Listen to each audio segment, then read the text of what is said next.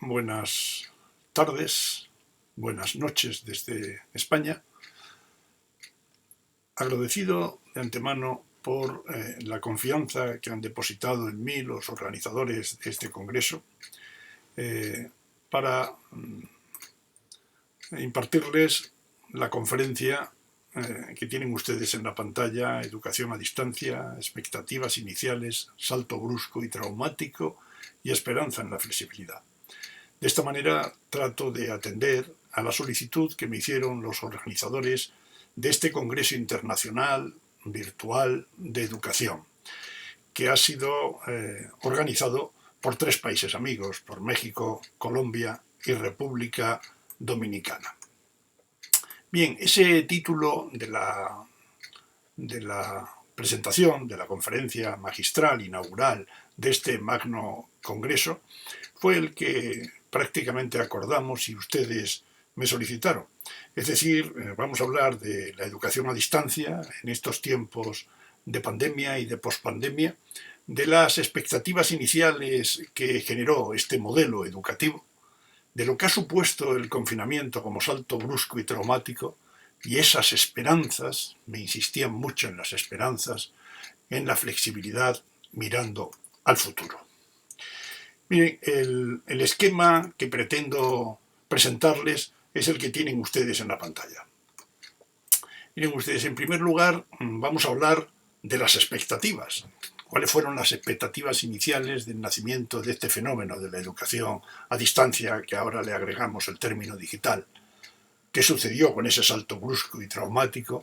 ¿Y cuáles son esas esperanzas a la flexibilidad? En la flexibilidad, mejor dicho, que son prácticamente los ámbitos que recoge el título de mi conferencia. Bien, pues vayamos a la primera parte. Expectativas iniciales. Bien, ustedes, la educación a distancia se esforzó por atender a una serie de necesidades, generó una serie de expectativas y brindó gran cantidad de posibilidades. Trató de atender a responder al hilo de la primera revolución industrial, dar respuesta a la demanda social de educación. Existía mucha demanda de educación, mucha necesidad de educación. Conforme la sociedad fue avanzando, exigía ser más educada. No había posibilidad de atender esa demanda de educación a través de los sistemas convencionales de aquellos tiempos.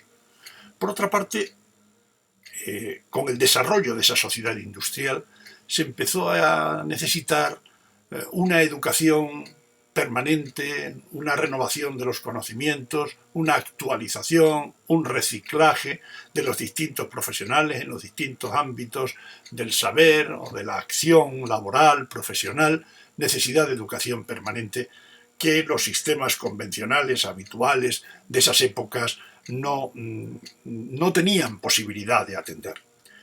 Por otra parte, y en línea con las dos causas o razones anteriores, el coste de esos sistemas presenciales no podía ser asumido por las administraciones públicas. Eran costes muy elevados, todo lo que suponía el poner en marcha una institución, el poner en marcha una universidad, el poner en marcha centros educativos.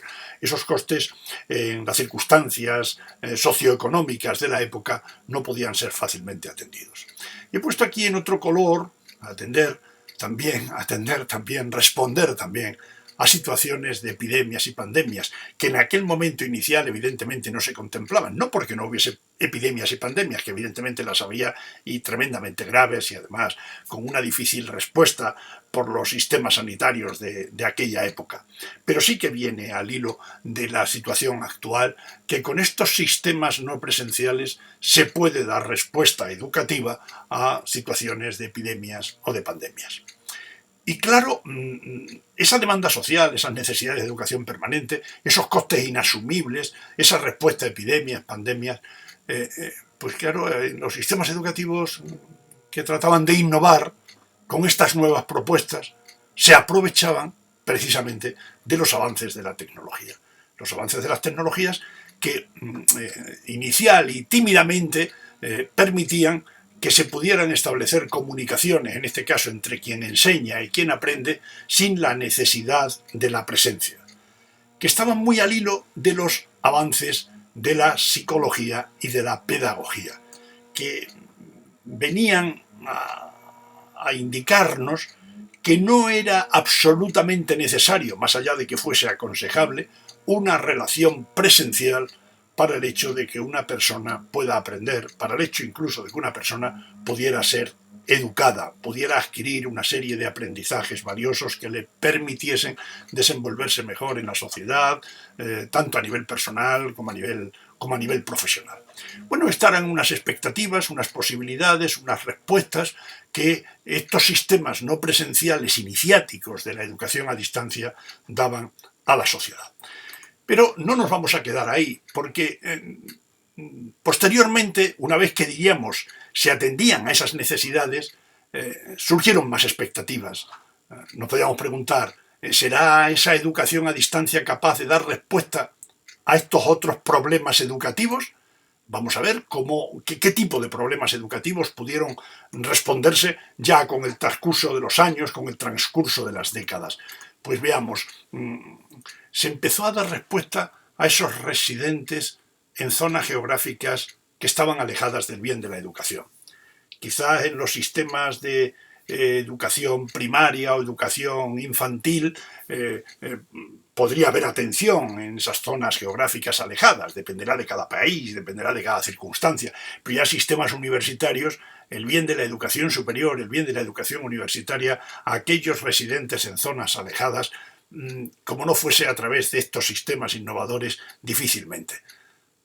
Los residentes en zonas rurales, que más o menos está ligada con la expresión anterior.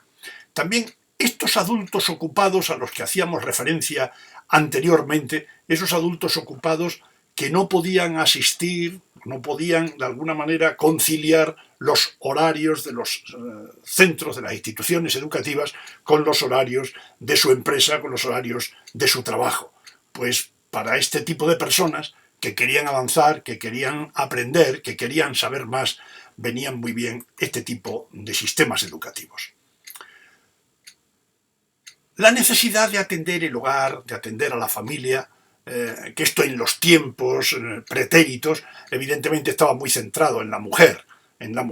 Prácticamente a la mujer se le privaba de poder adquirir, de poder promocionar en la vida desde la perspectiva educativa y de formación, porque tenía que atender el hogar, tenía que atender la familia.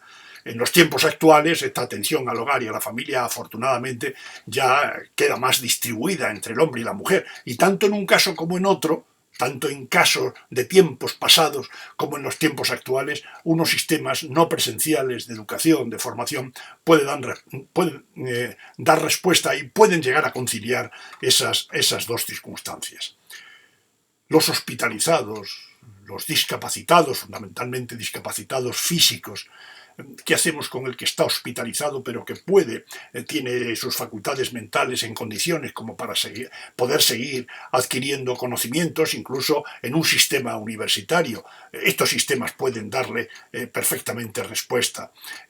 ¿Qué hacer con los reclusos? No tienen bastante con la privación de libertad, como para que quizás, por el hecho de estar reclusos, disponen de mucho tiempo para poder precisamente formarse, para poder educarse, para poder superar distintos estudios y quizás facilitar así su futura integración en la sociedad. ¿Qué hacer con los residentes en el extranjero? Aquellos que por necesidad, por trabajo, por cuestiones administrativas, por cuestiones de Estado, de familiares, de diplomáticos, de personas que tienen en definitiva que residir en extranjero por unas causas o por otras y que pueden así seguir el sistema educativo de su propio país, los estudios universitarios, los que fueren, de su propio país, pero estando posiblemente a muchos miles de kilómetros de distancia de su país de residencia.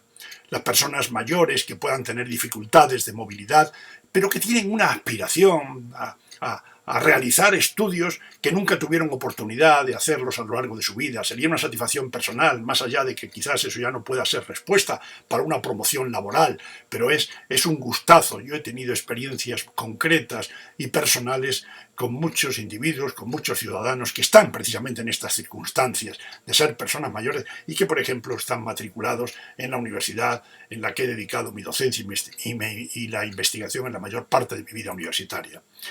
Y finalmente quiero recalcar y resaltarlo también dando respuesta pues, a estas circunstancias, a estos problemas educativos. ¿Qué hacemos en situaciones de confinamiento? ¿Qué hacemos cuando nos obligan a no salir de nuestros domicilios? Si somos profesores o si somos estudiantes, paramos el progreso, la promoción, el estudio, el aprendizaje. Estos sistemas educativos pueden dar también respuesta a este tipo de circunstancias. Se atendieron aquellas necesidades iniciales de la primera diapositiva. Posteriormente se dio respuesta a otra serie de circunstancias que ya no fueron de aquellas épocas pretéritas, sino que son igualmente válidas para situaciones actuales. Pero cuando se empezaron a expandir estos sistemas, sobre todo universitarios, de educación abierta, educación a distancia, probablemente todos ustedes tuvieron la posibilidad de atender o de escuchar, o lo mismo fueron ustedes mismos, fueron ustedes los resistentes, ¿no?, a este tipo de sistemas, a este tipo de que algunos estudiantes pudieran seguir estudios universitarios fuera del campus. Hombre, la universidad es en el campus, es presencial, bueno, ha habido muchas resistencias, las sigue habiendo, sobre todo en determinados países. Bueno, entonces las estrategias que parece que eran necesarias, yo en esto vengo insistiendo mucho y bueno, parece que en muchos ámbitos se me ha agradecido esta insistencia.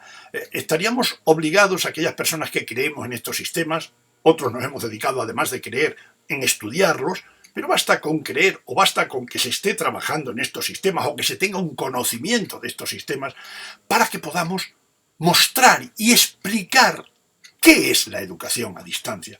¿Cómo funciona una educación a distancia bien diseñada, bien llevada a cabo, buenas prácticas de educación a distancia? ¿Cuáles son los valores, las posibilidades, las virtualidades de estos sistemas? Describirlo para darlo a conocer. También defender los sistemas, pero defenderlo con argumentos, contrastando frente a esos ataques que no tienen fundamento ninguno sobre la credibilidad de los sistemas. No me ataque el sistema de educación a distancia, de aquella mala práctica de educación a distancia que usted conoce y que yo también conozco. Evidentemente, ¿es que no conocen ustedes malas prácticas de educación presencial? Vamos a argumentar frente a esos infundados ataques sobre que estos sistemas, cuando están bien diseñados, cuando están bien puestos en práctica, pueden ser altamente eficaces. Y finalmente, tratando de investigar con la finalidad no ya demostrar solamente, como hacíamos en el primer capítulo, en el primer párrafo que les ofrezco en esta diapositiva, sino con la finalidad de investigar, con la finalidad de demostrar, mostrando resultados contrastados fruto de la investigación, para que además de mostrar esas prácticas, esos resultados contrastados, podamos nosotros mismos mejorar nuestros propios procesos en nuestras instituciones de educación a distancia. Y en la segunda parte hablaríamos, esa de alguna manera es la justificación, a esa atención de necesidades, a esa validez de estos sistemas educativos, pero surgió en el mes de marzo de este mismo año un hecho inaudito, un hecho insólito, que afortunadamente en nuestras sociedades no estaban acostumbrados a que a nivel mundial se llevase a cabo, tuviese eco en una terrible pandemia que ha venido asolando. Ha sido la desgracia un hecho, como digo, traumático para todas las sociedades. Entonces, claro, esto genera que en el momento que los gobiernos dan la orden de confinamiento, todos encerrados en sus domicilios, pero los estudiantes, los docentes, no estamos de vacaciones. Entonces viene el COVID-19, orden de confinamiento, cierre de los centros educativos, tanto presenciales como de los centros a distancia, obviamente, ¿Y qué pasó con la educación? Sobre todo en el trauma que se generó en las instituciones presenciales, porque se tuvieron que aportar soluciones de emergencia y dar una educación que estaba diseñada para la presencia de inmediato y, como diríamos, casi a golpe de clic, a golpe de decreto, a golpe de norma gubernamental, impartirla en remoto, con lo de bueno y lo de malo que tuvo esa circunstancia. Les voy a destacar en dos pantallas, en dos diapositivas, cuáles desde mi punto de vista han sido elementos fundamentales, podríamos enumerar muchos más, evidentemente, de estos tiempos que fueron los del confinamiento. Pues esto supuso, evidentemente, ya lo vengo diciendo, un cambio disruptivo, una ruptura, que además no fue fruto de que unos innovadores proponen transformar, proponen reformar los sistemas, pero además con ruptura, más que reformar, una transformación drástica. No, sino que esto vino obligado precisamente por el hecho del confinamiento. Pero claro, algo que yo quiero destacar dentro de ese cambio, dentro de esta ruptura, es que se pudo hacer. Los cambios no los podemos... No, aquello se pudo hacer. Ciertamente que en unas instituciones, en unos países, en unos programas, con mejores resultados que en otros. Pero aquello se pudo desarrollar, se pudo hacer. Se generó una brusca salida del espacio de confort de tantos educadores, de tantos estudiantes. Ya nos hemos habituado, ya estamos en nuestro espacio agradable, en nuestra rutina del día a día, en nuestros estudios ordinarios. Brusca salida de ese espacio de confort, tanto para unos como para otros. Se tomó aquello pues como una mera solución de emergencia para unas cuantas semanas, hasta que la pandemia estuviera controlada. ¿Y qué le vamos a hacer? Pues lo vamos a intentar de mala manera, de mejor forma. Unas instituciones, unos países, unos centros estaban mejor dotados que otros para poder dar respuesta. Unos estudiantes, según la clase social a la que perteneciesen, según el grupo social al que perteneciesen, según el grado de vulnerabilidad que tuviesen, pues lógicamente daban mejores o peores soluciones desde sus domicilios a esas situaciones de emergencia.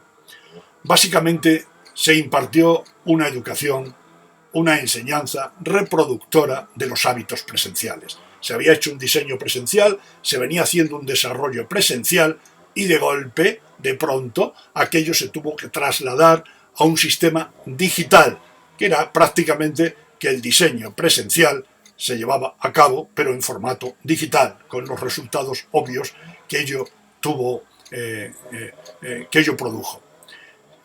Pero sin embargo, a pesar de todo esto, se generaron algunas experiencias de sumo interés, experiencias de gran interés que se empezaron incluso a publicar en Internet, y realmente yo mismo me maravillé de las respuestas que dieron docentes que inicialmente no estaban preparados para estos sistemas, otros quizás sí, porque ya practicaban con tecnologías y demás, dieron como respuesta a estos meses de confinamiento. En la segunda pantalla les sigo mostrando pues situaciones, ¿no? En este caso las situaciones de deserción y desánimo por parte de los estudiantes, también por parte de muchos docentes, ¿no? En el docente más que de deserción, de desánimo, ¿no? Y en los estudiantes llegó en muchos casos al abandono, al fracaso. No se podían soportar estos sistemas a través de las propuestas digitales que se llevaban a cabo.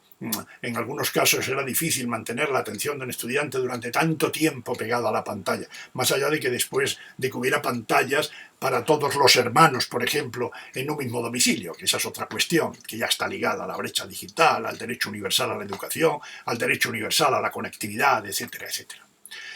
Escasos o nulos sistemas de apoyo a docentes y estudiantes, pero claro, ¿cómo iban a estar apoyados? ¿Cómo iba a haber esos sistemas de apoyo si esto vino de forma disruptora, de pronto, no estaba previsto? No había, escasos, más bien nulos sistemas de apoyo a docentes y estudiantes para adecuarlo. Claro, evidentemente todo esto son avisos y lo mostramos aquí porque no sabemos lo que va a pasar. Ciertamente que hay ya esperanzas lógicas de que esto termine, de que las vacunas solucionen, incluso que se puedan encontrar algunos medicamentos que puedan dar remedio a esta situación, pero no sabemos si va a haber otro confinamiento, los confinamientos que denominamos intermitentes, de esta pandemia o de otra que pueda venir. Naturalmente, esta imprevisión no puede llegar otra vez. Es decir, hay que tener previstas situaciones como estas en los diseños, en las distintas instituciones. Claro, se produjo también lo que venía siendo la dependencia de la presencia del docente. Claro, en los sistemas presenciales, donde durante 5, 6, 8 horas, dependerá del nivel educativo, dependerá del sistema, de la organización de cada país, es una dependencia básicamente presencial, por parte dependiendo el niño, el adolescente o el joven del docente de turno, pues lógicamente esa dependencia pues lógicamente genera un problema claro en lo que suponen los sistemas digitales. Cautelas, resistencia e incluso aversión de muchos docentes. Docentes que de entrada ya negaban todo lo que pudieran ser sistemas a distancia, sistemas digitales, negaban la posibilidad de formar con calidad, de educar con calidad, de realizar una docencia seria y rigurosa a través de estos sistemas, pues lógicamente en muchos casos le estaban dando la razón de que eso no funcionaba. Claro, de alguna manera había una resistencia por una parte, y cuando hay esas resistencias no hay ánimo, no hay interés por mejorar, por aprender, por tratar de dar una respuesta adecuada. Y finalmente, pues, por el desconocimiento precisamente de esas buenas prácticas de educación a distancia digital. No se conocían porque en principio pues no se tenían por qué conocer. Son profesores presenciales que, más allá, como digo, unos de otros, que algunos sí que utilizaban sistemas digitales pues para mejorar los aprendizajes de los estudiantes, pero no era algo totalmente generalizado. Bien, ante la experiencia de confinamiento, ya he hecho alusión a algunas de ellas, por eso vamos a pasar rápidamente. Hubo reacciones de los docentes presenciales, que se vieron obligados a este tránsito traumático, ¿no?, desde una docencia presencial a una docencia virtual. Bueno, en principio ya lo he referido, el rechazo. Yo rechazaba eso antes y lo sigo rechazando mientras que me están obligando a hacerlo. Digo que quizás no haya más remedio, pero esto no funciona, esto así es imposible, esto no va. En otros casos ya hubo una adaptación resignada. Bueno, esto es lo que hay que hacer, bueno, a mí no me gusta, pero bueno, vamos a intentar aprender, vamos a intentar mejorar, vamos a intentar a ver cómo atendemos mejor a los estudiantes, cómo le damos respuesta adecuada. Evidentemente en esto pues hay mucha dependencia de cuál es el nivel educativo. No es lo mismo estarse refiriendo todo lo que estoy diciendo en esta conferencia a estudiantes universitarios que a estudiantes de primaria o estudiantes de secundaria. No tiene nada que ver. Evidentemente, todos los formatos digitales, todos los formatos a distancia están mucho más adaptados o son más adaptables, quizás mejor, a estudiantes más maduros que a los que requieren un proceso de socialización de carácter presencial más fuerte, etc. Bueno, pero este es otro capítulo y esto sería otra conferencia en definitiva. Estarían los docentes que ciertamente se aprovecharon, es decir, vieron como una oportunidad todo esto que venían haciendo, y naturalmente eso lo han guardado, y ya en época de post-confinamiento, de post-pandemia, han aprovechado, han aprendido mucho. Sobre esto se viene publicando mucho en internet, algo con poca calidad, pero en otros casos sí con rigor suficiente, e incluso en algunas revistas científicas se están dando muestras de cuánto de aprovechamiento, cuánto de oportunidades se brindaron en estos momentos a profesores que quizás nunca pensaron en las posibilidades tremendas de las tecnologías aplicadas a la educación, aplicadas a la enseñanza y al aprendizaje. Y también hubo el caso, quizás ese término conversión yo lo podría haber puesto entre comillas, ¿no?, como San Pablo al caer del caballo y convertirse, aquello había inspiración divina. Aquí en este caso no creo que la hubiera. Son los conversos, los que estuvieron atacando permanentemente los sistemas a distancia, y que llega el confinamiento, y algunos de ellos, es decir, doy fe de esto porque he conocido muchos casos reales con nombres y apellidos atacando brutalmente los sistemas a distancia, y que de buenas a primeras pues se convirtieron y empezaron a escribir en internet, en algunos casos profusamente, ¿no?, sobre las ventajas de estos sistemas y cómo había que hacer una enseñanza de calidad. Quizás sin haber previamente acudido pues a asesorarse, a estudiarlos, a acudir a las revistas científicas, a acudir a las instituciones con experiencia que ya sabían de esto. Bueno, bienvenidos sean si de alguna manera lo intentan o lo empiezan a hacer con rigor. Todo lo que sean personas que estén defendiendo, apoyando estos sistemas con argumentos, siempre con argumentos, no con la mera pasión o con el mero interés de que a mí esto se me da bien. Bien, y vamos a la última parte, a la esperanza en la flexibilidad. Me hablaban los proponentes, los organizadores del Congreso, porque se dieron esas vías de esperanza. ¿Qué va a pasar? ¿Podemos esperar en mejorar nuestro sistema educativo, la educación en general, esperanzas en la flexibilidad. Una esperanza, sí, pero con previsiones para tiempos de post-confinamiento o de confinamientos intermitentes, como decía antes. Ya digo, sean de esta pandemia o sean de futuras pandemias o de futuras epidemias que pudiera haber y que pudieran llevar a situaciones traumáticas como las que hemos vivido estos meses.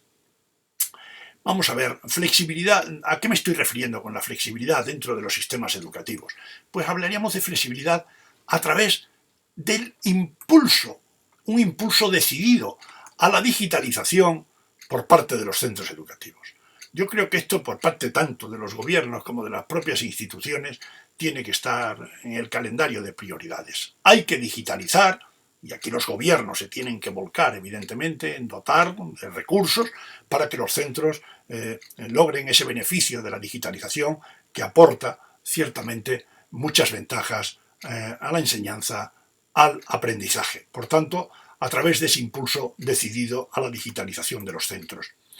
A través del ordenamiento, flexibilidad del ordenamiento educativo, adaptado también a las circunstancias. Es decir, ordenamientos educativos muy rígidos por parte de las autoridades gubernamentales, de las administraciones públicas, pues claro, chocan contra lo que puede ser una flexibilidad educativa.